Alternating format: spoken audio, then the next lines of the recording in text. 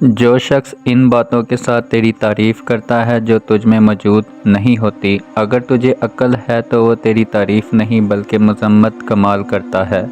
جناب حضرت محمد صلی اللہ علیہ وآلہ وسلم کی عادت مبارکہ تھی کہ جب کوئی شخص آپ صلی اللہ علیہ وسلم کے حضور آپ کی تعریف کرتا تو آپ یوں فرماتے کہ اے میرے خدا، تو میری حالت سے مجھ سے زیادہ واقف ہے اور مجھے اپنے نفس کی حالت ان سے زیادہ معلوم ہے۔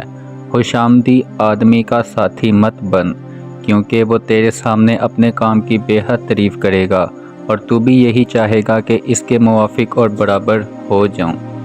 جب تو کسی کی تعریف کرے تو مختصر کر، اور جب تو مذمت کرے تو بھی زیادہ نہ کر۔ سلامتی سے بڑھ کر کوئی لباس زیادہ خوبصورت نہیں ہوتا اور استقامت سے بڑھ کر کوئی راستہ زیادہ سلامت نہیں ہوتا۔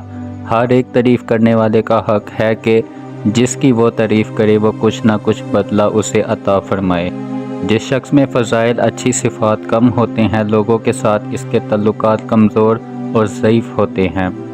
جس شخص کا اصل گندا اور ناپاک ہوتا ہے، اس کی ملاقات سے برے نتائج پیدا ہوتے ہیں۔ اپنی آل اولاد کی زیادہ فکر نہ کرو، کیونکہ اگر وہ اللہ پاک کے تابع اور پیارے ہیں تو اللہ تعالیٰ اپنے پیاروں کو ضائع اور برباد نہیں کرتا، اور اگر وہ اس کے نافرمان ہیں تو تجھے اللہ تعالیٰ کے نافرمان بندوں کی کیا پرواہ پڑی ہے۔ کمینوں کا ساتھ اخلاق کو بگاڑ دیتا ہے۔ اہل فضل اور اصحاب کمال کے ساتھ میل جول رکھیے تاکہ سعادت و بزرگی حاصل ہو۔ عورتوں کے پاس زیادہ مت بیٹھا کرو، اس سے تیری طبیعت ان کی نسبت اور ان کے دلوں میں تیری نسبت ملال پیدا ہوگا، اور اپنی جان اور عقل کو اس طرح محفوظ رکھیے کہ ان کے پاس دیر سے جایا کرو۔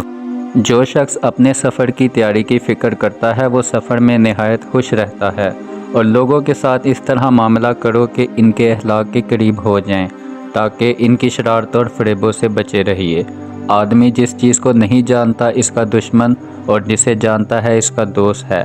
اے ایمان والو، جس شخص کے پیار کرو اور محبت کرو تو اللہ تعالیٰ کے لیے کرو، اور جس سے بغض رکھو اور دشمنی رکھو تو صرف اللہ تعالیٰ کے لیے ہی رکھو، اور جس سے میل ملاپ رکھو تو اللہ تعالیٰ کے لیے رکھو، اور جس سے قطع تعلق کرو تو اللہ تعالیٰ کے لیے ہی قطع تعلق کرو۔ اور جو شخص لوگوں سے برائی سے پیش آتا ہے، لوگ بھی اس کے ساتھ ویسے ہی پیش آتے ہیں۔